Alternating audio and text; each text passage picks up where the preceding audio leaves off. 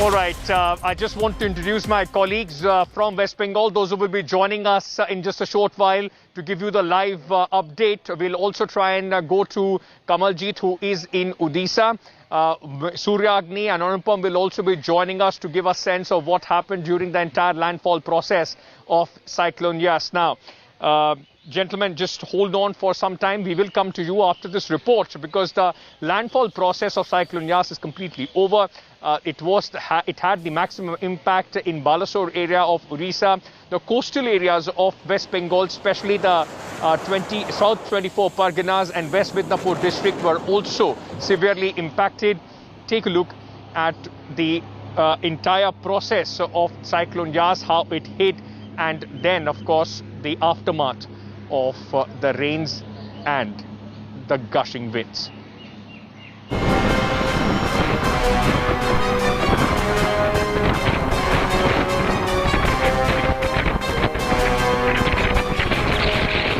High-speed winds, collapsed roofs,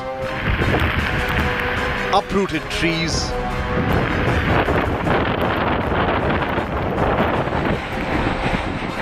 gushing waters. These images reveal the extent of damage that Cyclone Yaas has caused in Bengal and Odisha. The super cyclone made landfall at Balasore and Dhamra around 9 a.m. on Wednesday. Winds lashing at 140 kilometers per hour were weaker than expected, but strong enough to inflict damage as it swept inland. Trees are nearly destroyed because of the strong winds. Few of those people, if you can see the trees up there, you will know the impact, but some of them still venturing out. These are people who are very concerned about their shops, about their livelihood. But the warning had been given some time back, and let's see the waves coming almost till where we are, which is almost climbing 10 feet high. In Odisha's Paradeep, these damaged jetties tell the tale of what unfolded.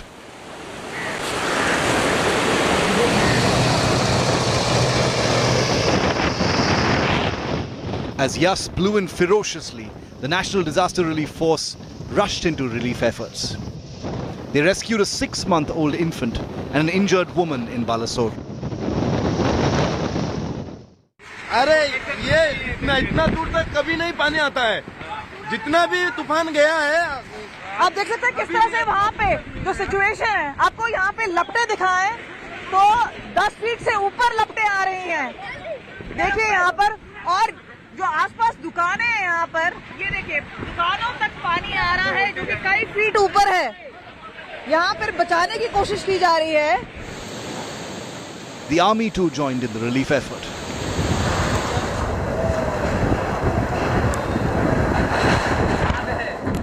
In Kolkata, strong winds coupled with high tides tested the city's infrastructure. The winds are extremely high, and right now the sea has moved a bit back. But these are coastal areas, and the impact, as we were rightly mentioning, the impact has already started. As we showed you just a while back, how roads have started to break down due to the heavy winds and the tidal waves. These were the scenes at the Haldia port in East Midnapur.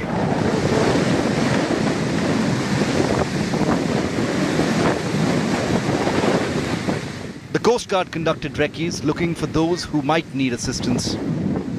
প্রাকৃতিক দুর্যোগ এটা কেন্দ্র just phone করে খবরাখবর নেয় this মাছ কিন্তু মনে রাখবেন কেন্দ্রীয় এজেন্সি রাজ্য এজেন্সি সবাই মিলে আমরা একসাথেই কাজটা করেছি একসাথেই কাজটা করব এবং এটা রাজ্যেরই কাজ এবং খোঁজ নিলে খোঁজ তো একটা ফোন করে নিতে কতক্ষণ লাগে 1 সেকেন্ড লাগে সুতরাং এটা কোনো ম্যাটার বলে আমি মনে করি না ইট হার্ডলি ম্যাটারস সুতরাং আমাদের দুর্যোগটাকে থেকে বাঁচতে দিন The real extent of the damage wrought by the cyclone will be known in the coming hours as winds move further inward.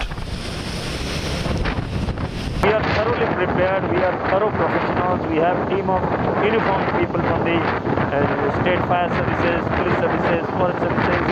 Then we have our own ground team, the energy team itself. We have trained our people to do road clearance and all, and we have all mechanized equipment to which will be restoring power very soon. The impact of Cyclone Yaas being felt day after the landfall. Now there are strong gusty winds, but the impact has been such. Look at these. Several trees have fallen on the roads. Electricity poles being destroyed. This is going to mean a lot of work. But Odisha comes out here, and this devastation has to be taken care of. Because remember, the state cannot go without electricity. This area being impacted, the VIP is being moved here. But clearly, an inspection going on what kind of damage is done at this point of time, so that it can be taken care of. With camera person Kamal, this is Kamaljit Sandhu in Balasore for India Today. Let me first bring in my colleague Kamaljit Sandhu, who is joining us from Balasore in Odisha. Kamal, we saw those dramatic visuals of that infant being rescued by the NDRF. Just tell us more about what happened there. Cyclone Yaas has left a trail of destruction, but significantly what has saved the rainy day for people of Odisha are police force and the NDRF who worked in tandem. A 6-month baby being saved by the forces, another person who is not born being rescued.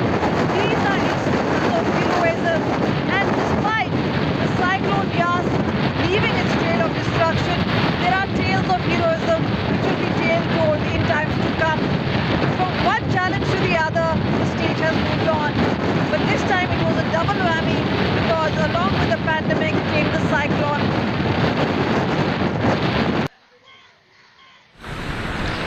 You know, Kamal, just what is the situation right now on the ground?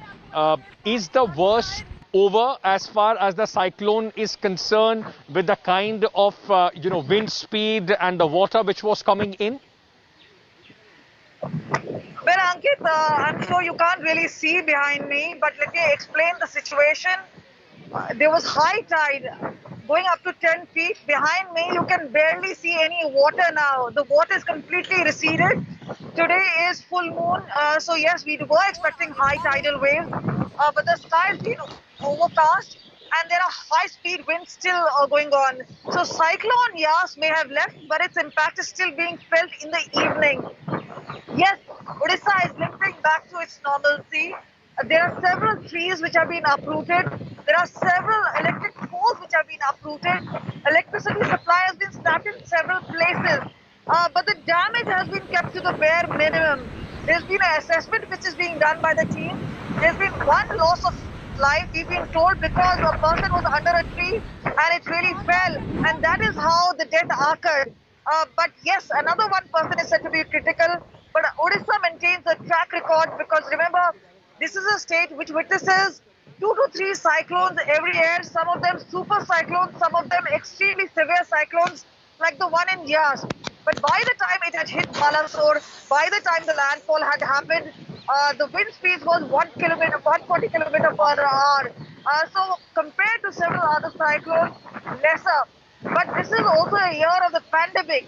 So this is where the challenges were multifold, because oxygen, ventilator support, ICU, they're all dependent on electricity. And this is where the forces came in together. This is where the advisories helped. And Odisha has managed to keep its track record pretty much going. We managed to speak to their minister, Right.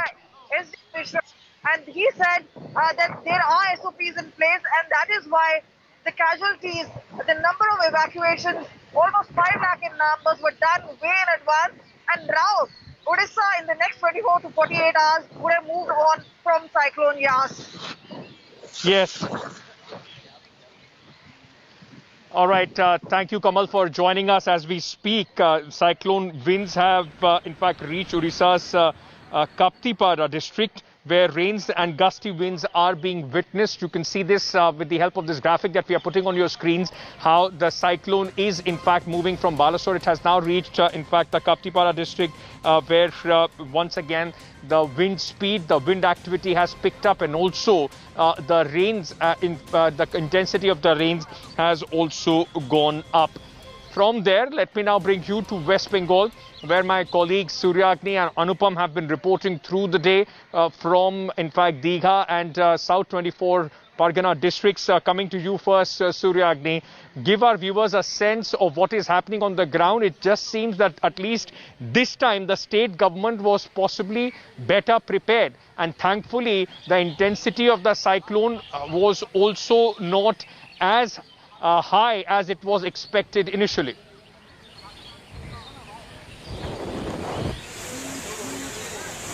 Well, absolutely, and maybe that was the reason, the fact that the cyclone could be very, very, after Amphan, any cyclone in West Bengal. And in that process, almost 8 lakh plus people were evacuated. 2.5 were evacuated from South 24 Parganas, where I am right now. Ankit, for the past 48 hours, we have seen the weather change moods, and it's been a very, very dynamic 48 hours. There was a point in the morning when we thought that it's going to be very, very bad, but thankfully, with time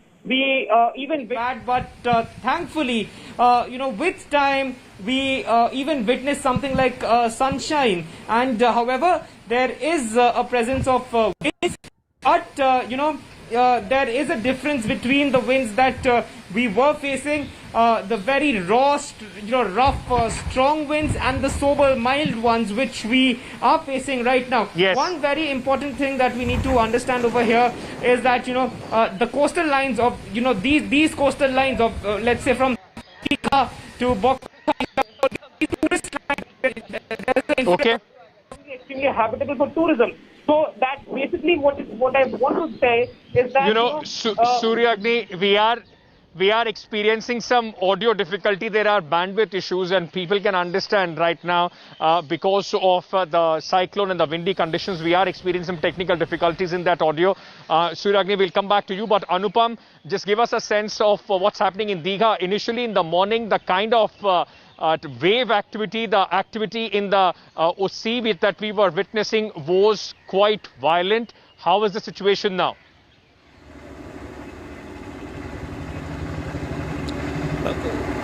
In fact, the situation has come down. If we talk about the wind, the speed of wind has come down, and if we talk about the damage, the shops which were situated just opposite seashore have been damaged completely, and there is an update that Mamata Banerjee will be visiting South 24 Pargana and Digha to watch the extent of damage and to see the situation herself coming here. So these are the situations here, but there is one more challenge left, and that is the prediction of rainfall for the next 2 days as predicted by Met Department. So we will have to watch and wait whether it rains heavily or not. Ankit. Anupam, thank you for joining us with all those details. Mamata Banerjee would be, in fact, going on to the ground to take a look at what the kind of damage, the extent of damage which has taken place.